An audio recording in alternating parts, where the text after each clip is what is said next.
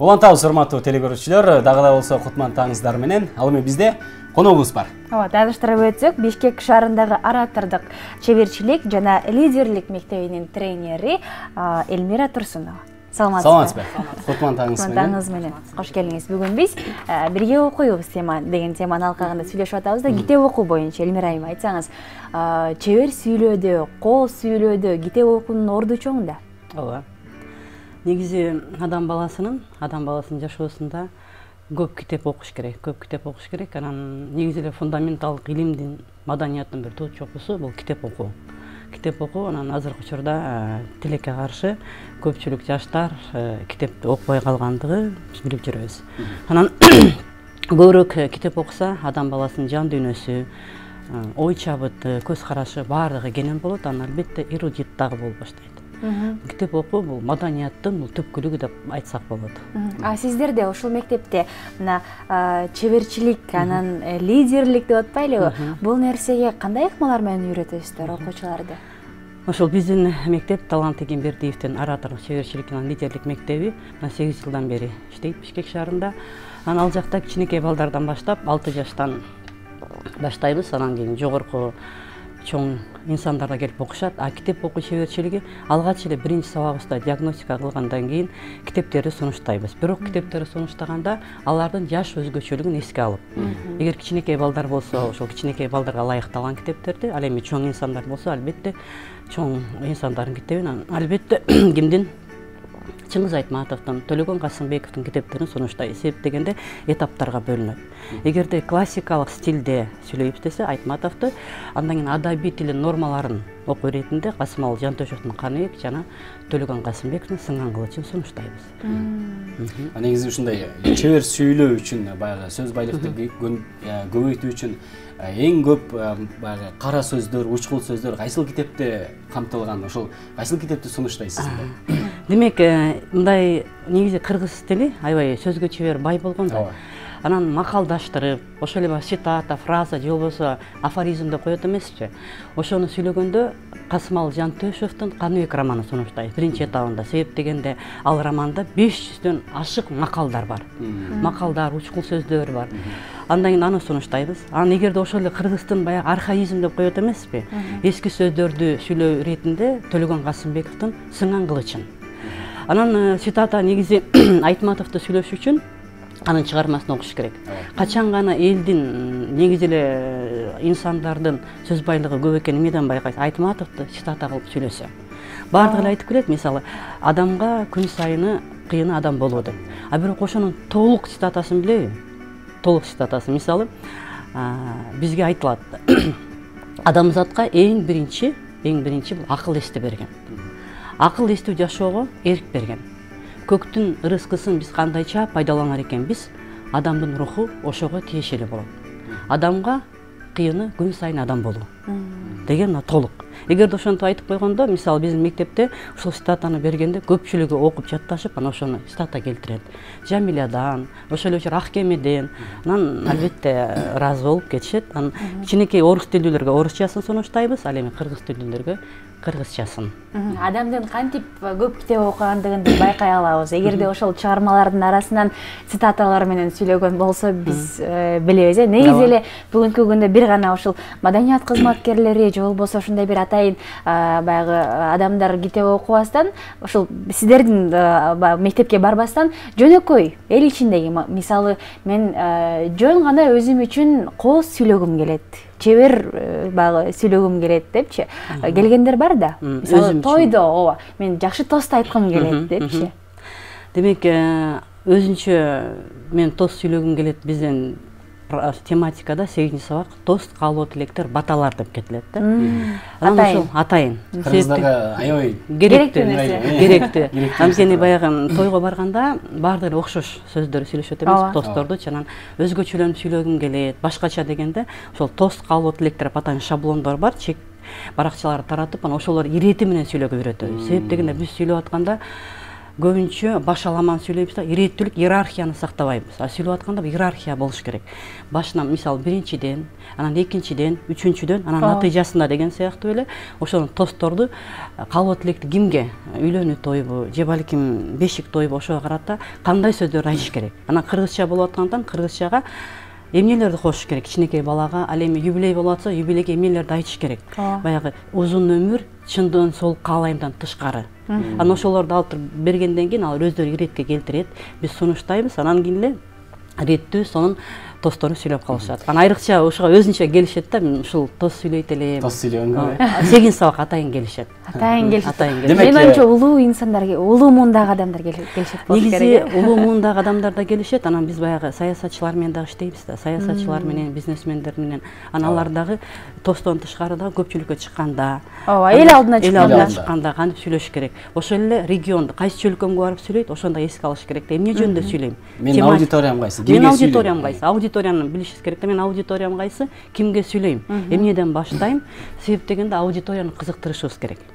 Аудиторияны кызыктырыш керек. Анан ошол эле учурда бир гана сүйлөбөстөн монотондуу деп коебуз го, мындай жай сүйлөгөнчө ошондой кантип аудиторияны өзгө тартып алабыз. Интонация, дикция деген нерселердин баарын алып туруп, анан чеберчиликке үйрөтөбүз. Элмира айым, бүгүнкү күндө ушул нерсе заманбап адамдын бир керектүү жагы деп айтсак болот да. Эл алдында уялбай сүйлөө, өзүн баягы өзүнө ишенимдүү болуу, сөздү таап сүйлөө деген бүгүнкү күндөгү билимдүү заманбап адамдын сапаттары деп айтсак болот да. Анан ушул нерсеге кантип баягы келсек болот?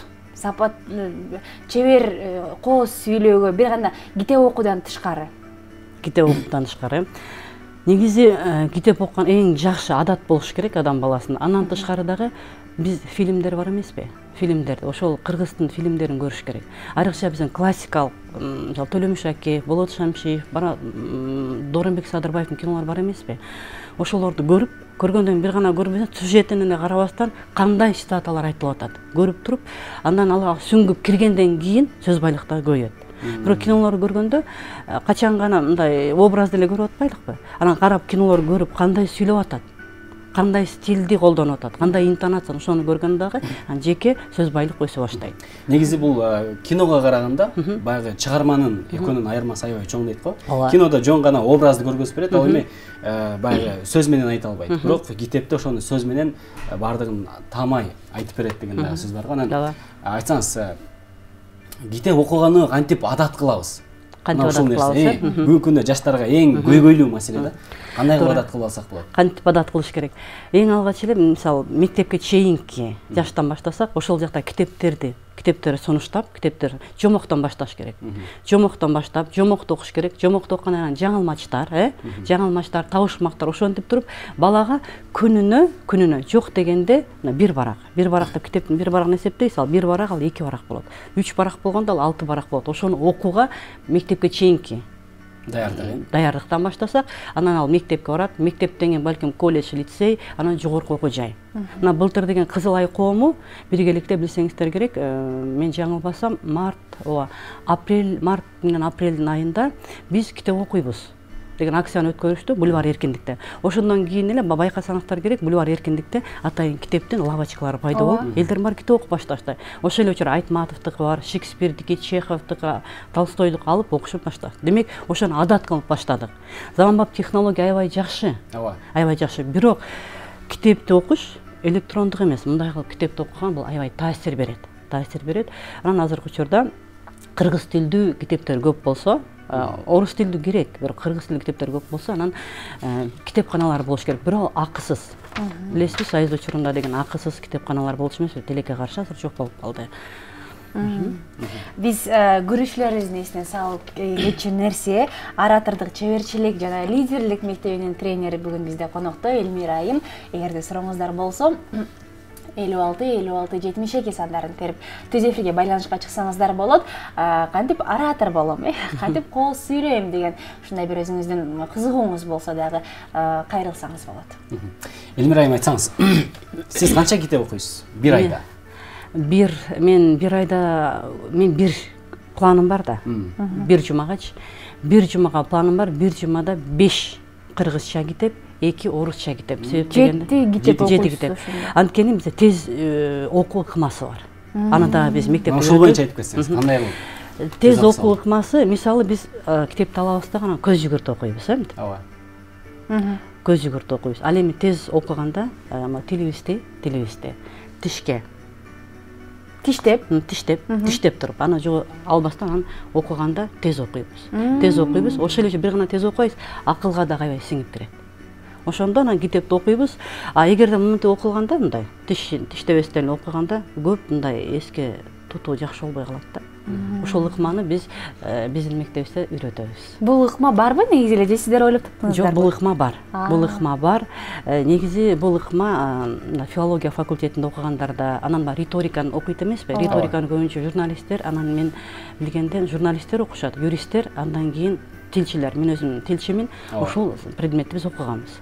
Анан аябай жакшы жардам берет. Ошол учура көбүрөөк окуйбуз. Демек, тилиңди тиштеп окусаң, убактыңды да сарптайсың, көбүрөөк да китеп окуйсың. Ой, түшүнүү да пайда болот. Түшүнөсүң. Бүгүнкү күндө көпчүлүк адамдардын көйгөйлүү маселеси китеп окууга такыр убакыт жок да. Кантип табасыз китеп окууга убакытты?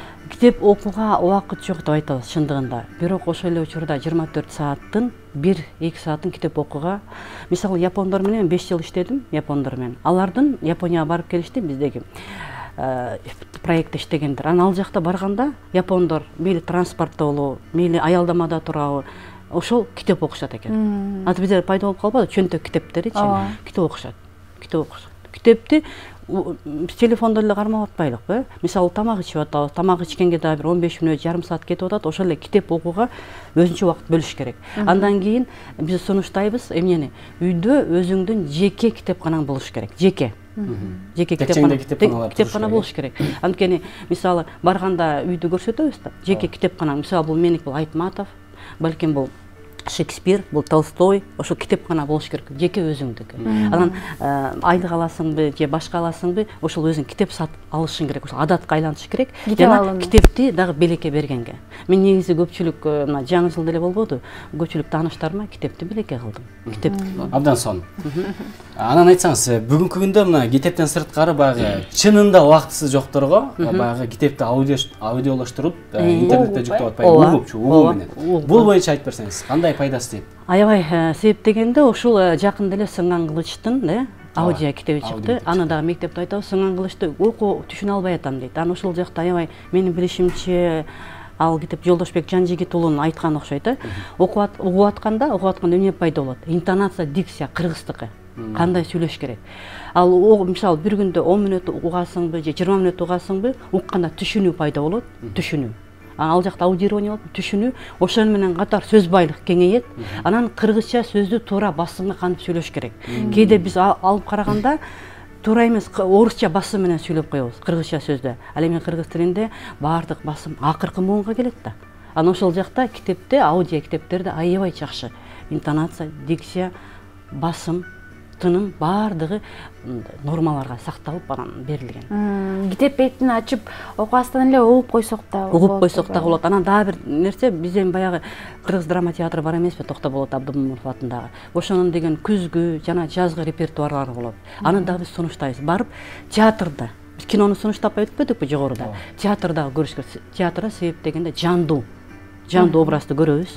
Анан мимикасын, үнүн көргөндө да чеберчилик пайда болуп баштайт. Бир тилекке каршы театрда аябай аз экен, анан көбүрөөк барыш керек.